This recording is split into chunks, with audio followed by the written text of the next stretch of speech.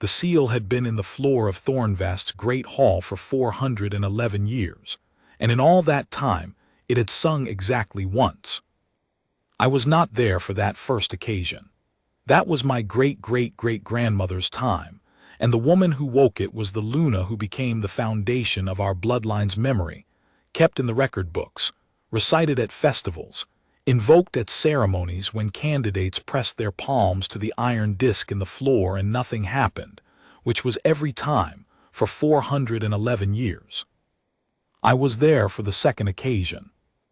I want to be accurate about what I saw, because what I saw was this. A woman on her knees on the hall floor, with a cleaning cloth in her left hand and her bare right palm pressed flat to the seal's iron surface, looking at the sound her own hand had just produced the way a person looks at something they did not intend and cannot immediately explain. The sound, I should describe the sound. It was not loud. It was not dramatic exactly. It was a tone, low and clear and resonant, the kind of sound that does not so much fill a room as pass through it, through the stone and the walls and the floor itself, so that you feel it as much as hear it. The kind of sound that, once you have heard it, makes everything that was happening in the room before it seem very far away. The room had been going about its business. I had been at the eastern window reviewing the season's trade returns with my second elder, Vance. There were 8 other people in the hall staff, a junior council member, 2 visitors from a neighboring hold. They all stopped. So did I.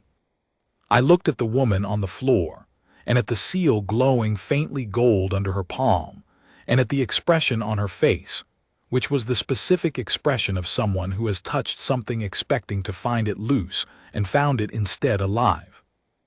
Then I crossed the room. I am aware I did this quite fast. Vance told me later it was impressively fast for a man who had been sitting down a moment prior. I want to back up, though. I want to tell you how we got there, because the seal's history is the context, and the context is the whole of it. The Morville seal is, the tense becomes complicated, a disc of iron set flush into the center stone of Thornvast's great hall floor. It is perhaps 2 handspans across. On its face is the image of a wolf's head in profile, worn smooth at the edges from 4 centuries of handling, though the detail in the wolf's eye remains precise and particular in the way of very old craftsmanship that understood the things worth keeping. Around the wolf's head in the old tongue, a phrase runs in a circle: the blood of the true mate wakes what is sleeping.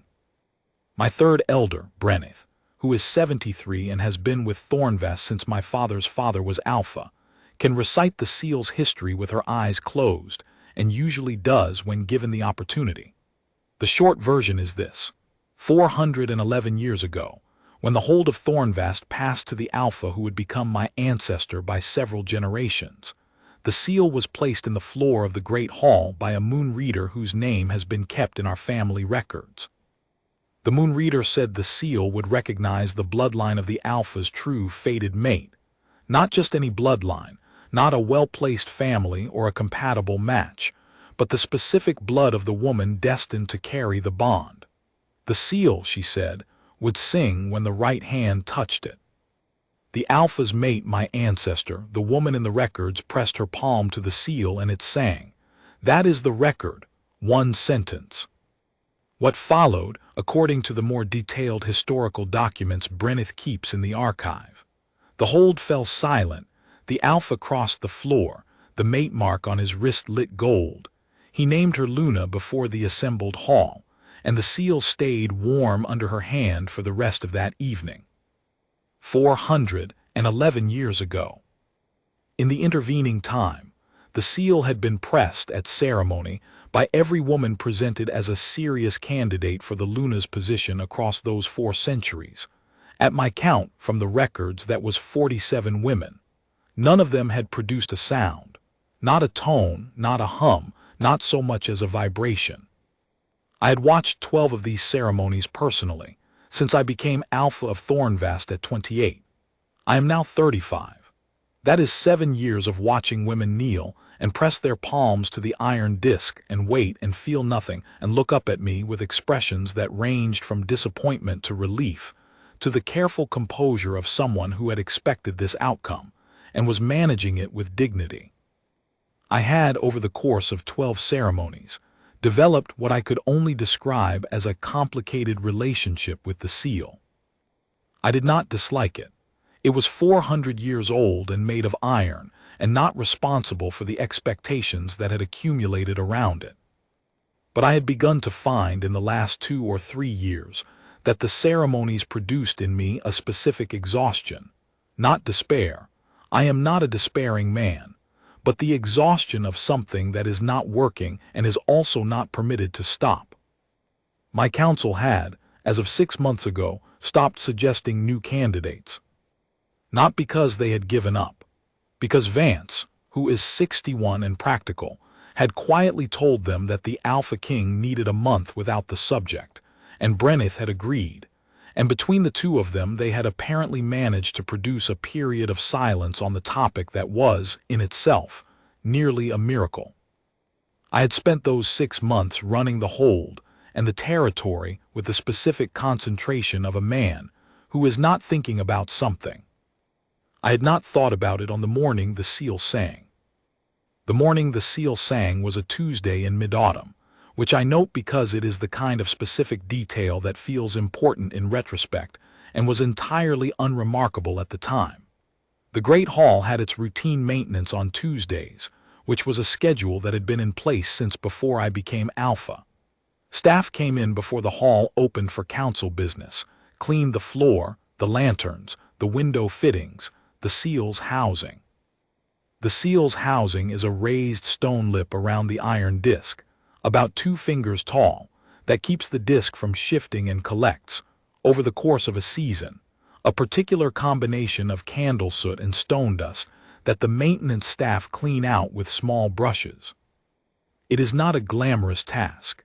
It has, as far as I know, always been performed by whoever is assigned to the hall floor section of the cleaning roster. I had been at Thornvest for my entire adult life, which meant I had seen the hall cleaned approximately 900 times. I had not, until the morning the seal sang, ever specifically noted who was assigned to the seal's housing. Her name, I knew, was Calla. She was on the 3rd-tier household staff, hall maintenance, general duties, and she had been at Thornvest for 2 years. I knew this in the way I knew the names of most of my staff. From the roster, from occasional direct encounters in the hall when something needed immediate attention, and from the particular sense you develop when you have run a hold for 7 years of which people are doing their work correctly and which are not. Calla did her work correctly. I had noted this in the specific way you note furniture that is always exactly where it should be. You notice its presence because it never creates a problem. Beyond that, she occupied the category of efficient and unremarkable, which is not an insult. Efficient and unremarkable is the foundation on which a functioning hold rests, and I had 18 people who fit that category and was grateful for every one of them. I had been at the eastern window with Vance for approximately 20 minutes when I heard the seal sing. I turned toward the sound before I understood it, which is the body's version of recognition, the thing the mind catches up to later. Vance had turned as well. Everyone in the hall had turned. Calla was on her knees at the seal's housing with her brush in her left hand and her right palm flat against the iron, and the iron was glowing gold, and the tone was coming from it, from the metal itself, resonant and clear, and completely unlike any sound I had ever heard the seal produce, because the seal had never produced any sound at all. She was looking at her own hand. Not frightened, she had not flinched back or stood up or cried out. She was looking at her hand the way a person looks at something that requires explanation, thorough, attentive, waiting for the information to organize itself. I was across the room. I do not fully remember crossing it. I remember being at the window, and then I remember being on one knee on the stone floor beside her, which is not how I normally approach anything, but which seemed in the moment correct. The stone was cold. The seal was warm. I could feel it from 2 feet away, a radiating warmth that was not heat but something older, the way something that has been cold for a very long time generates a specific quality when it finally warms. She looked at me. I was, I should note, the Alpha King of Thornvest, and I was on one knee on the floor of my own great hall beside a hall servant with a cleaning brush, and the iron disc beneath her palm was making a sound it had not made in 411 years, and my left wrist was on fire. I looked at my wrist.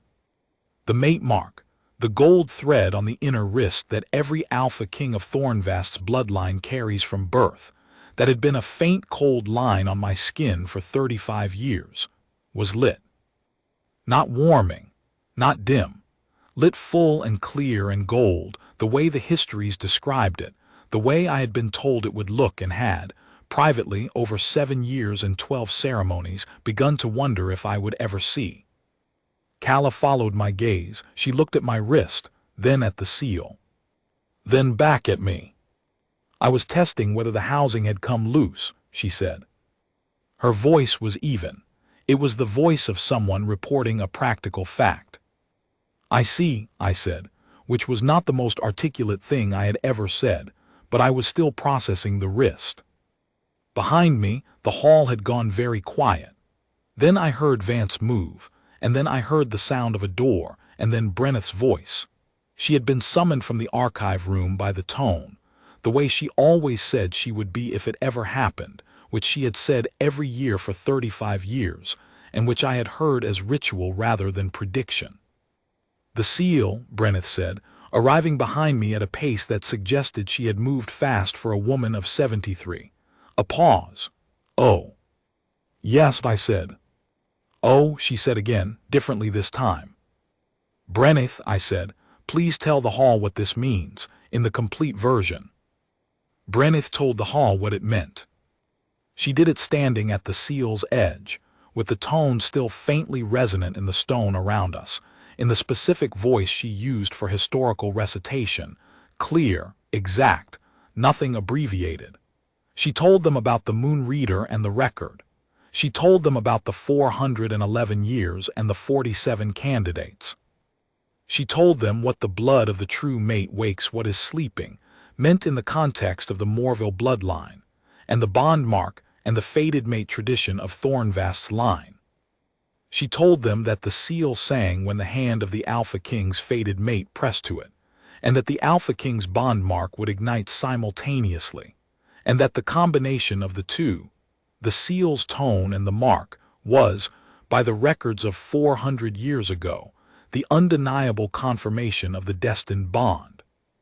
She said all of this in approximately 4 minutes, while I remained on one knee on the floor and Calla remained with her palm on the seal, and the hall remained frozen. When Brenneth finished, there was silence. Calla had listened to all of it. She had not interrupted. She had not moved. She had the expression of a person who is absorbing a significant amount of new information and is doing so methodically in the order it arrived. Then she said, the second woman. In the records, 400 years ago, her bloodline dispersed. It did, Brenneth said carefully. 4 generations ago, we had traced some branches, but several had, yes, they dispersed. My father's mother came from the Eastern dispersal, Calla said. She always said the family had been from the old Central Holds originally. We didn't know which one. A pause. Well, Brenneth said, in the tone of a woman whose entire professional life of archival work had just been spectacularly justified. That would explain the seal. Calla looked at me. I was still on one knee. My wrist was still gold. The seal was still warm. The hall was still watching. I'm not, she started. I had no idea about any of this. I know, I said. I was cleaning the housing, she said. I know. With a brush, she said, indicating the brush, which was still in her left hand and which I had been trying not to focus on because it was making the situation feel very immediate. Yes, I said. She looked at me for a moment. There was nothing performed in her expression, not fear, not calculation, not the managed composure of someone doing the social math. She was simply looking at me the way she had looked at her own hand, waiting for information to organize itself. "What happens now?" she said. It was a reasonable question. I discovered, looking at her, that I had a reasonable answer. "I'd like to tell you about the bond," I said, "if you're willing to hear it. Not the version Brenneth just gave the hall, the version that concerns what it means for the two of us specifically, and what you are owed to know, and what you have a choice about." She considered this. "All right," she said, "can I stand up first?" "Yes," I said, and stood as well, and offered her my hand, not to claim her, just to give her something to push off from, because she had been on her knees on stone for several minutes, and that is hard on anyone's knees regardless of the circumstances. She took it, she stood, she kept the cleaning brush. I took her to the record room. Not the great hall, not the council chamber, not my study, the record room, which was Brenneth's domain and which had the original documents about the seal, and which was, additionally, the only room in the hold where I could reasonably close a door and have a conversation without 17 people watching through the windows. Brenneth came with us, which was both expected and correct, because Brenneth's memory of the relevant texts was more accurate than any summary I could produce, and because I had learned, in 35 years of life and 7 years of ruling, that bringing the most knowledgeable person in the room with you was not a sign of weakness. We sat at the record room table. Brenneth put 3 documents in front of Calla, the original Moonreader's text, the record of the first seal singing, and the tracker she had maintained herself of every subsequent ceremony. Calla looked at them. Then she looked at me. "Tell me," she said, "what the bond means in practice, not the history." I liked this. It was the right question in the right order. "The mate mark," I said, holding out my left wrist. The gold was still there, lower now, not blazing but present, a warmth I could feel continuously. Every alpha of Thornvast's bloodline carries it from birth. It is meant to ignite when the bond is confirmed.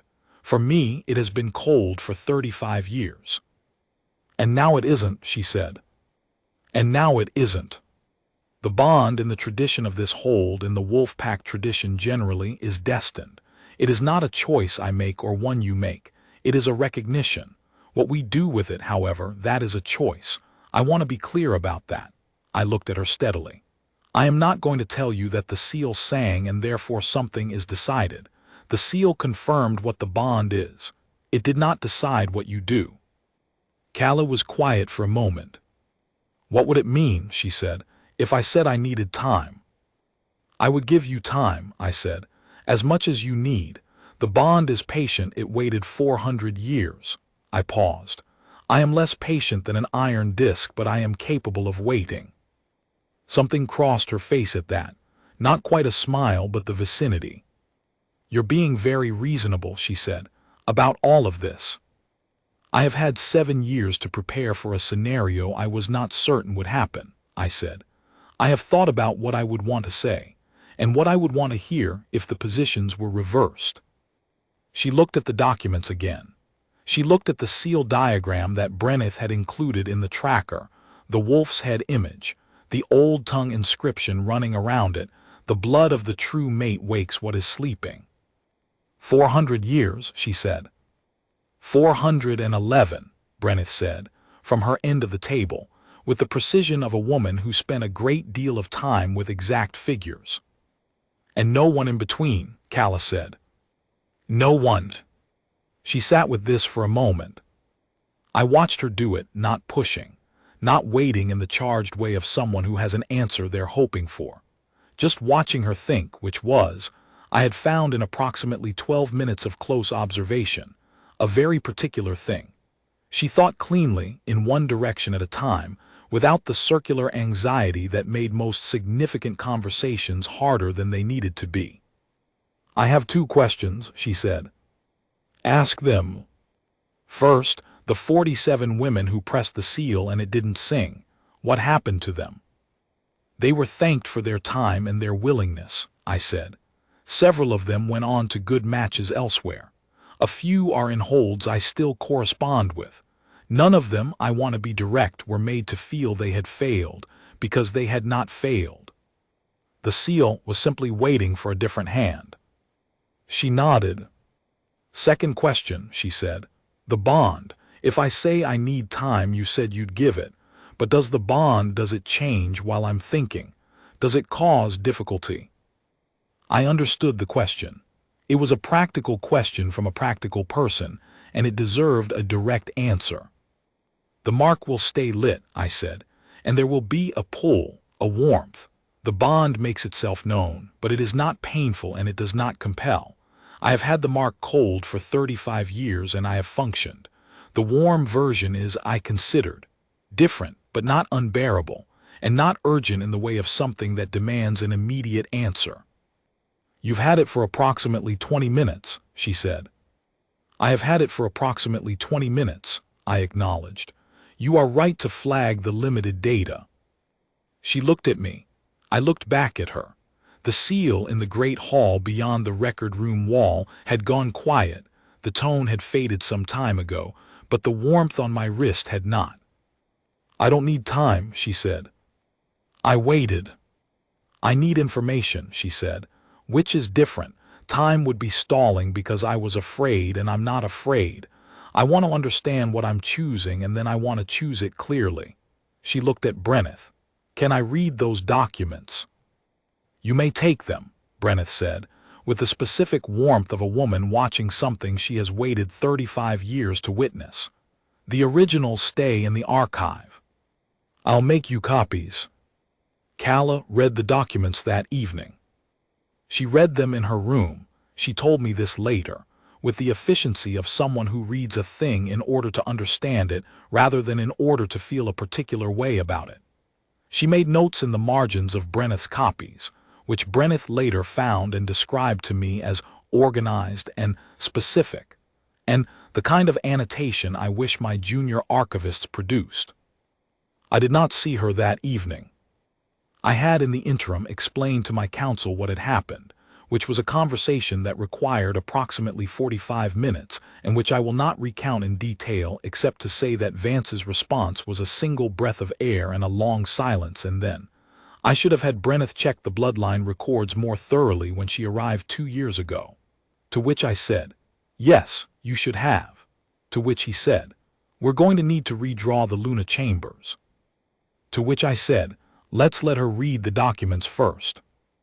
Brenneth's response to the council explanation was to return to the archive and begin pulling 4 centuries of genealogical records, because she had decided that she wanted to trace Calla's maternal grandmother's line completely before the end of the week. And nothing was going to interrupt that project. I went to bed at a reasonable hour, which surprised me. I had expected to find sleep difficult given the circumstances. Instead, I lay in the dark and felt the warmth on my wrist, constant, even like something that has found its level, and slept soundly for the first time in what I later calculated to have been approximately 8 months. In the morning, Calla came to my study. She knocked. I said to come in. She came in, sat down in the chair across from my desk without being invited, which I noted with approval, and put Brenneth's annotated copies on the table between us. I have read the documents, she said. And I have questions. But before I ask them, I want to say something. Please. I came to Thornvast 2 years ago from a mid-range holding in the Western Territory, she said. I took the 3rd-tier position because it was available and the hold had a good reputation, and I wanted somewhere that functioned correctly, not because I was hiding anything or waiting for anything. I was not thinking about fated mates or seals or bond marks. She met my eyes steadily. I want to be clear that I had no plan, no intention, no knowledge of any of this. Yesterday morning, I was going to clean the housing and go to the kitchen for the midday meal. I believe you, I said, completely. Good, she settled back slightly. Now, the documents say the bond is destined.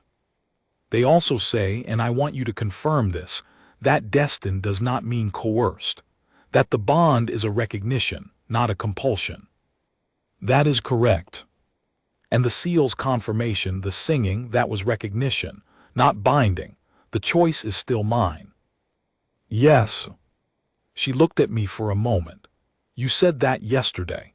I wanted to hear it again today when I wasn't on the floor with my hand on an iron disc. It is equally true today, I said. She nodded. My questions then. She asked 4 questions over the next 30 minutes, and they were, without exception, the right 4 questions. About the practicalities of the Luna's role, about what the bond's physical effects would be over time, about what she would be expected to know and do and whether there was any provision for time to learn it, and about what happened to her specific position in the hold structure if she said no. I answered them honestly. For the last one, which was the most difficult, because it required me to think about a version of events I did not want, I said, if you said no, your position in the hold would be secure. The bond would be difficult for both of us, but it would not destroy your life or mine. I would not remove you or demote you, or make your situation in Thornvast uncomfortable. You have my word on that, and Brenneth's word and Vance's word, and any additional witnesses you require. She looked at me for a long time. You're very thorough, she said, for a man who has been managing a magical relic for 7 years with no result. I have had a great deal of time to think about what I would want to say, I said. You mentioned that yesterday. It was true yesterday, too. A pause. The morning light came through the study window at a low angle that caught the edge of the desk and the corner of Brenneth's copies and the gold line on my wrist, which I had stopped covering with my sleeve around the 3rd question, because she had looked at it twice, and I had decided that pretending it was not there was not the right approach. She looked at it now, not for the first time, but with more attention than before. Does it hurt? She said. No, I said. It is warm, a continuous warmth, like something that was cold and is now the right temperature. She extended her own right hand slowly and turned her wrist face up on the table. There was nothing there. The seal had confirmed her bloodline, but the bond mark in this tradition came on the mate's wrist only when the claiming was made, when both sides had named it openly. She was looking at her own skin. When does mine appear? She said. It was not the question of someone who had decided no. When the bond is named, I said, by both of us, openly. She looked up, and then it stays. And then it stays.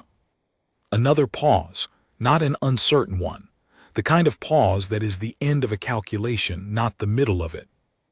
All right, she said. I looked at her. I'm not being impulsive, she said. I read the documents. I understand what the bond is. I understand what the role is. And I understand, she stopped for a moment, then continued, without performing any of it, that this is not something the seal gets wrong. 400 years is a long time to wait. I don't want to be the reason it waits longer. You should want it for yourself, I said, not for the seal. I want it for myself, she said. I'm telling you about the seal because I think you should know that I am not afraid of what I'm choosing, that I have read the history and I am not choosing in ignorance. She looked at me with the same direct attention she had given the documents, the same attention she had given her own hand when it woke something that had been sleeping for 4 centuries. I am choosing clearly. I was quiet for a moment. Then I said, Calla. She waited. The bond mark on my wrist has been cold for 35 years, I said. I had 12 ceremonies and 47 candidates and 7 years of running a hold and a territory and waiting for something I was beginning, privately, to doubt would happen. I looked at her steadily. I am not going to perform uncertainty I don't feel. I have known since the moment the seal sang that I was not going to make any choice that moved me away from this room. She looked at me for a long moment. Then that's very clear. You said you wanted clarity. I did, she said, the vicinity of a smile again, closer this time. I appreciate it. We went back to the great hall. This was, I will admit, not standard procedure. There was no established ritual for a seal singing that had not been anticipated in 4 centuries, and therefore had no formal choreography. Brenneth later told me she had found a reference in the old records suggesting that the original claiming had simply happened in the hall where the seal lived, before whoever was present at the time, and that this had been considered appropriate because the seal was the witness, and the hall was its home. I found this appropriate too.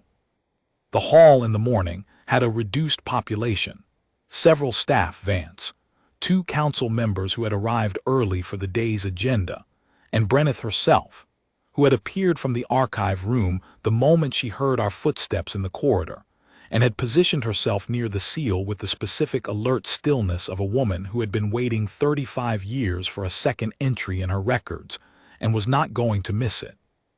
We walked to the center of the hall. The seal was quiet now, had been since the previous morning, but as Calla stepped onto the stone beside it, something changed in the room. Not the tone, not yet. A quality of attention, the way the air in a space changes when something important is about to happen to it. I stood across from her. I said, Calla, who came to Thornvest 2 years ago and cleaned the housing correctly and woke what was sleeping. I name you my fated mate and my Luna, if you will have it. She said, I will have it.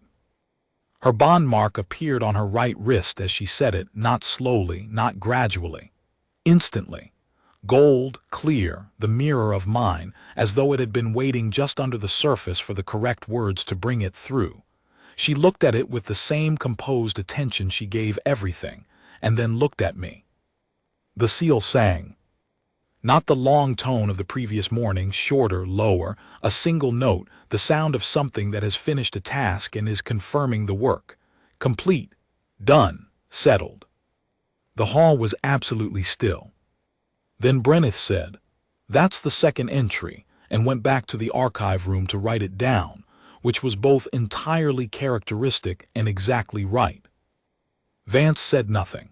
He looked at Calla's wrist and at mine, and at the seal, still faintly warm in the floor, and he exhaled a single breath of air, the same one he'd used the day before, and nodded to himself in the way of someone who has updated a long-standing calculation. The 2 council members bowed. The staff in the hall bowed. Calla watched this with her cleaning brush still in her left hand.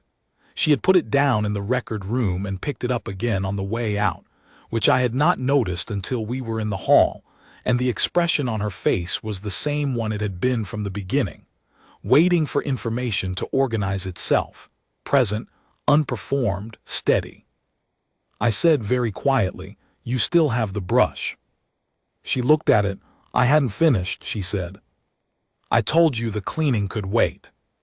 The housing should be finished, she said, with the tone of someone who has a quality standard and intends to maintain it regardless of recent magical events. It will take 4 more minutes. I looked at her, she looked at me. 4 minutes, I said. 4 minutes. I stepped back. She knelt beside the seal and finished cleaning the housing, while the hall staff stood around her in a loose ring of people who had just witnessed a 4th-century magical event, and were now watching the woman at the center of it complete a standard maintenance task with a small brush. She was done in 3 minutes and 40 seconds.